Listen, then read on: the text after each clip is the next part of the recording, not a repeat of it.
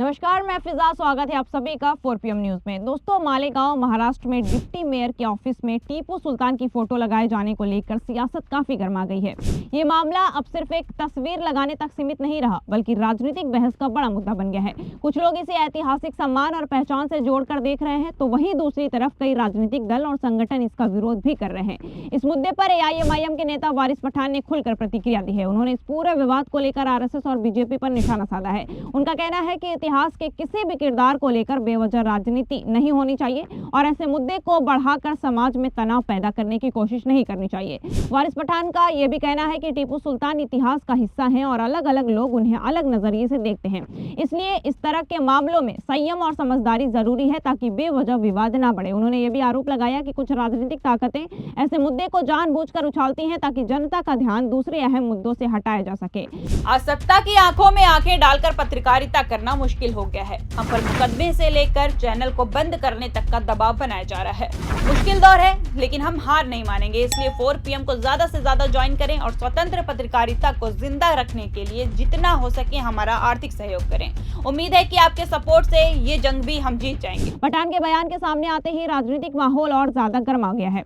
अलग अलग दलों के नेता अपने अपने तरीके से प्रतिक्रिया दे रहे हैं। सोशल मीडिया पर भी इस विषय पर तीखी बहस चल रही है। कुछ लोग फोटो लगाने के फैसले का समर्थन कर रहे हैं, तो कुछ इसका विरोध कर रहे हैं। कुल मिलाकर ये मामला अब स्थानीय राजनीति से निकलकर बड़े राजनीतिक विमर्श का हिस्सा बन गया है। आने वाले दिनों में इस पर और बयानबाजी हो सकती है और देखना होगा कि ये विवाद आगे किस दिशा में जाता है। दरअसल आपको बता दें कि मालेगांव में डिप्टी मेयर ऑफिस में टीपू सुल्तान की फोटो लगाए जाने को लेकर सियासत लगातार गर्माती जा रही है। ये मामला अब सिर्फ एक तस्वीर लगाने तक सीमित नहीं रहा, बल्कि राजनीतिक बहस का बड़ा मुद्दा बन गया है। अलग अलग दलों और नेताओं की तरफ से बयान सामने आ रहे हैं और इस पर चर्चा तेज हो गई है। कुछ लोग इसे ऐतिहासिक सम्मान से जोड़कर देख रहे हैं, तो वहीं कुछ लोग इसे विवादास्पद कदम बताकर सवाल उठा रहे हैं। इसी मुद्दे पर AIMIM के नेता वारिस पठान ने अपनी प्रतिक्रिया देते हुए RSS और BJP पर निशाना साधा है। उनका कहना है कि उनके मुताबिक ये लोग उन हस्तियों का विरोध करते हैं जिन्होंने आजादी की लड़ाई में भूमिका निभाई थी। उन्होंने सवाल उठाते हुए कहा कि मुसलमानों के प्रति इस तरह की नाराजगी क्यों दिखाई जाती है, जबकि उनका दावा है कि आजादी की लड़ाई में मुस्लिम समाज के कई लोगों ने भी देश के लिए अपनी जान दी और अहम योगदान दिया।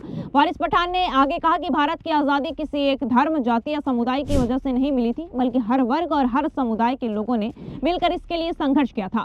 इसलिए इतिहास के ऐसे मुद्दे को लेकर बार बार विवाद खड़ा करना या किसी समुदाय के योगदान को कम करके दिखाना सही नहीं है। उनके मुताबिक इससे समाज में गलत संदेश जाता है और लोगों के बीच बेवजह तनाव बढ़ जाता है। उन्होंने ये भी कहा कि आज के समय में देश के सामने रोजगार, शिक्षा, महंगाई, विकास और सामाजिक सौहार्द जैसे कई बड़े मुद्दे हैं जिन पर ज्यादा ध्यान देने की जरूरत है।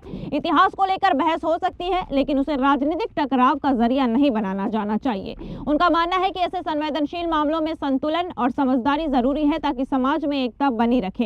इस बयान के बाद ये विवाद और चर्चा में आ गया है। अब अलग अलग राजनीतिक दल अपने अपने नजरिए से प्रतिक्रिया दे रहे हैं और ये मुद्दा राजनीतिक बहस का हिस्सा बनता जा रहा है। आपको बता दें कि वारिस पठान रुके नहीं है। उन्होंने अपनी बातों को आगे बढ़ाते हुए कहा कि आजादी की लड़ाई के समय संगठन की भूमिका क्या थी, इस पर खुलकर चर्चा होनी चाहिए। उनका कहना था कि आजादी के आंदोलन में कई लोगों ने अपनी जान दी, जेल गए और संघर्ष किया, इसलिए उस दौर के इतिहास को लेकर अलग अलग दावे किए जाते हैं और बहस भी होती है। वारिस पठान ने यह भी कहा कि इतिहास को लेकर विवाद खड़ा करने से बेहतर है कि तथ्यों और दस्तावेजों के आधार पर बात की जाए। उनके मुताबिक आजादी की लड़ाई में अलग अलग समुदाय और विचारधाराओं के लोगों ने योगदान दिया था, इसलिए किसी एक पक्ष के योगदान को कम करके दिखाना या दूसरे पर सवाल उठाना समाज में तनाव पैदा कर सकता है। उन्होंने आगे कहा कि देश का संविधान और इतिहास दोनों ही महत्वपूर्ण है और इन्हें लेकर संवेदनशील तरीके से चर्चा होनी चाहिए। उनका मानना है कि इतिहास को बदला नहीं जा सकता, बल्कि उसे समझने और उससे सीख लेने की जरूरत होती है। साथ ही उन्होंने आरोप लगाया कि समाज में नफरत फैलाने के बजाय विकास, शिक्षा, रोजगार और सामाजिक एकता जैसे मुद्दों पर ज्यादा ध्यान देना चाहिए। दरअसल ये पूरा विवाद उस समय शुरू हुआ जब मालेगांव के मेयर कार्यालय में टीपू सुल्तान की तस्वीर लगाए जाने को लेकर आपत्ति जताई गई। तस्वीर लगाए जाने की खबर सामने आते ही राजनीतिक माहौल गर्मा गया और देखते ही देखते मामला सार्वजनिक बहस का विषय बन गया।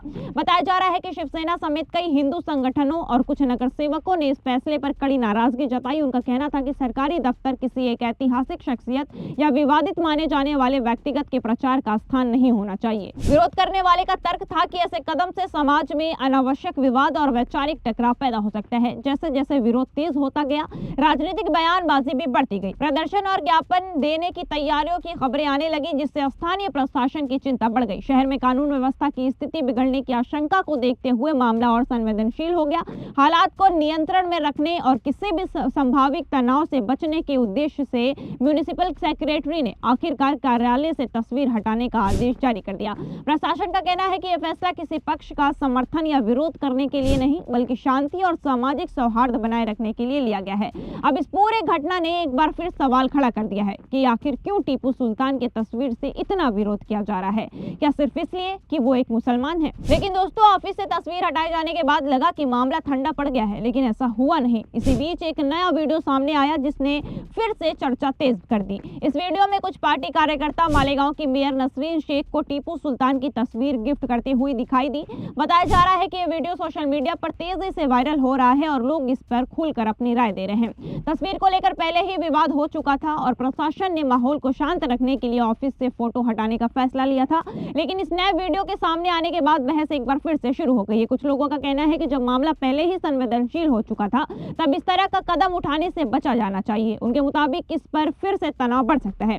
दूसरी तरफ ऐसे लोग भी हैं जो इसे गलत या राजनीतिक समर्थन का प्रतीक मान रहे हैं। उनका कहना है कि किसी ऐतिहासिक व्यक्ति की तस्वीर गिफ्ट करना कोई गैर कानूनी या असामान्य बात नहीं है और इसे बेवजह बड़ा मुद्दा बनाया जा रहा है। उनके अनुसार कुछ संगठन इस मुद्दे को राजनीतिक रंग देकर माहौल गरमाने की कोशिश कर रहे हैं। सोशल मीडिया पर दोनों पक्षों के बीच लगातार बहस चल रही है। कोई इसे परंपरा और सम्मान से जोड़कर देख रहा है, तो कोई इसे प्रशासनिक मर्यादा और संवेदनशीलता का सवाल बता रहा है।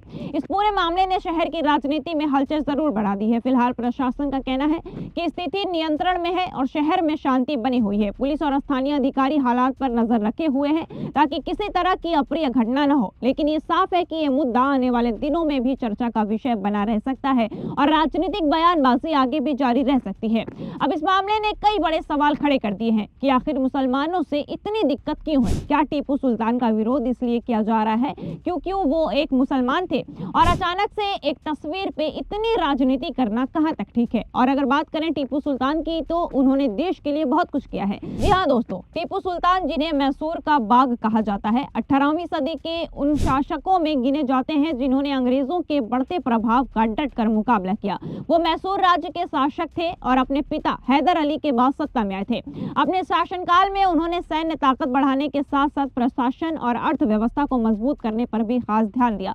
टीपू सुल्तान ने अंग्रेजों के खिलाफ कई युद्ध लड़े, खासकर एंग्लो मैसूर वॉर्स में उनकी भूमिका अहम निभाई गई है। वो रणनीति और अच्छे योद्धा के तौर पर माने जाते हैं। उन्हें मैसूर का बाग इसलिए कहा जाता है क्योंकि वो युद्ध के मैदान में निडर और आक्रामक रणनीति अपनाने के लिए मशहूर थे। सैन्य क्षेत्र में उनका सबसे बड़ा योगदान रॉकेट तकनीक का विकास माना जाता है, जिन्हें मैसूरियन रॉकेट कहा जाता है। इस रॉकेटों का इस्तेमाल युद्ध में किया गया और बाद में अंग्रेजों ने भी इस तकनीक को बढ़ाया। ये उस दौर में एक बड़ी तकनीकी उपलब्धि मानी जाती थी। सबसे ज्यादा इंटरेस्टिंग बात तो यह है कि टीपू सुल्तान ने अपनी सेना को यूरोप की तरफ बेहतर तरीके से तैयार किया और उसे नए ढंग से संगठित किया। उन्होंने हथियार बनाने पर जोर दिया और अपने किलों को मजबूत कराया ताकि दुश्मनों का मुकाबला आसानी से किया जा सके। प्रशासन में भी उन्होंने कई बदलाव किए, नए आर्थिक नियम बनाए, अपनी अलग मुद्रा चलाए और एक नया कैलेंडर शुरू किया। उनका मकसद था कि राज्य की व्यवस्था ज्यादा मजबूत और व्यवस्थित हो।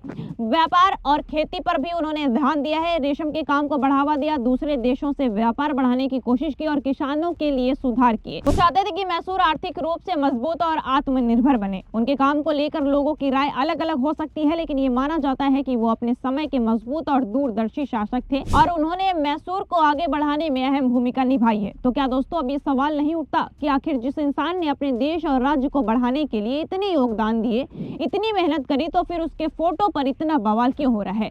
क्योंकि उनकी सारी मेहनत और लड़ाई की बात कोई नहीं कर रहा। क्या सिर्फ इसलिए क्योंकि वो मुसलमान थे? दोस्तों, हमारे देश में इतनी नफरत फैल गई है कि अब देश का बच्चा बच्चा हिंदू मुसलमान कर रहा है। हम अगर अब असल मुद्दे को छोड़कर देखें तो लोग धर्म और हिंदू मुसलमान पे ज्यादा ध्यान दे रहे हैं। फिलहाल के लिए बस इतना ही। अब इस पूरे मुद्दे पर आपकी क्या राय है? आप क्या कहना चाहेंगे? हमें कमेंट करके बताएं। आपकी राय हम जरूर जानना चाहेंगे और वीडियो अगर पसंद आई हो तो लाइक, शेयर एंड सब्सक्राइब करना ना भूलें। तब तक के लिए धन्यवाद।